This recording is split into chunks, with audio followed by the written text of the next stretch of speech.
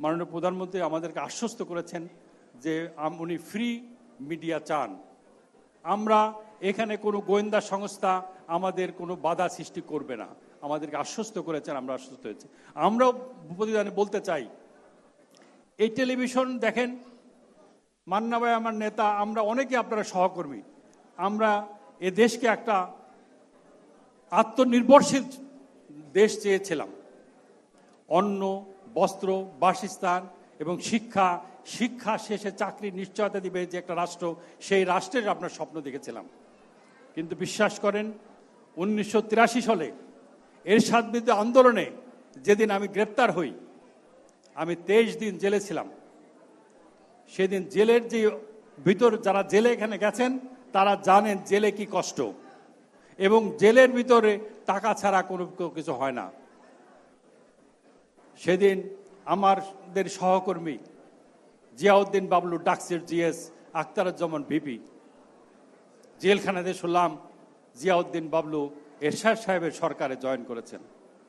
যখন 3টা অপরাজয় বাংলোর পাদদেশে 3 জন দেপালি শাহাদের লাশ, ওই লাশের পাশে সামনে কাজী জাফর বক্তৃতা করলেন, ম্যাডাম খালেদা জিয়া বক্তৃতা করলেন, শেখ হাসিনা বক্তৃতা করলেন, চারদিকে মিছিল হচ্ছে, কোনো ছাত্র বন্দী হলে জ্বলবে আগুন ঘরে ঘরে।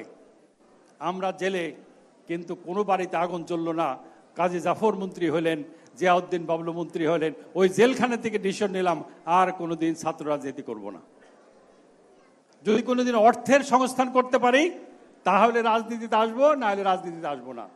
নেতাদের প্রতি একটা বিতৃষ্ণা, ক্ষোভে আমি জেলখানার থেকে আমরা সমস্ত ছাত্রনেতারা বন্ড দিয়ে বেরোলাম যে আমরা সরকার বিরোধী কোনো কিছু করব না। মান্না ভাই আজও রাজপথে আছেন, আপনারা ক্যাবিনেটে গেছেন, আপনাদের সাথে কিন্তু আমাদের কোনো দূরত্ব নাই। এই টেলিভিশন চ্যানেল দিয়া, এই সমকাল দিয়া কিন্তু আমাদের সরকার পতনের কোনো কিছু হবে না। সরকার, একটু আগে মাননীয় মন্ত্রীকে বলছিলাম, অনেক ভালো কাজ করেছেন 3 মাসে, ভালো প্রশংসনীয় উদ্যোগ, যেটা অতীতে আমরা কখনো কল্পনা করতে পারি নাই। কিন্তু পত্রিকা বা মিডিয়া কোনটা লিখবে? যেটা বললাম যে 60,000 কোটি টাকা আপনার বরাদ্দ দিয়েছেন, 50,000 কোটি টাকা ভালো কাজে ব্যয় হয়েছে, এটা আপনাদের দায়িত্ব। 10,000 কোটি টাকা করতে পারেন নাই, আপনাদের ব্যর্থতা।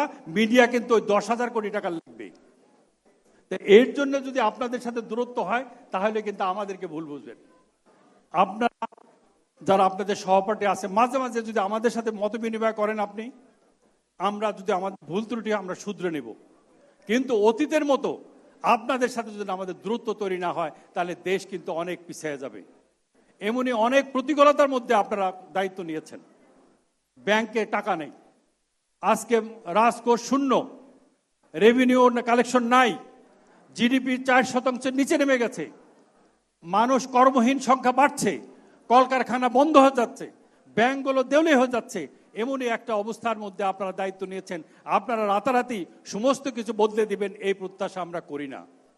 কিন্তু তারপরেও আমরা মনে করি আপনাদের সততার সাথে আপনারা দেশ পরিচালনা করেন, আমাদের মিডিয়ার সাহায্য সহযোগিতা আপনারা পাবেন।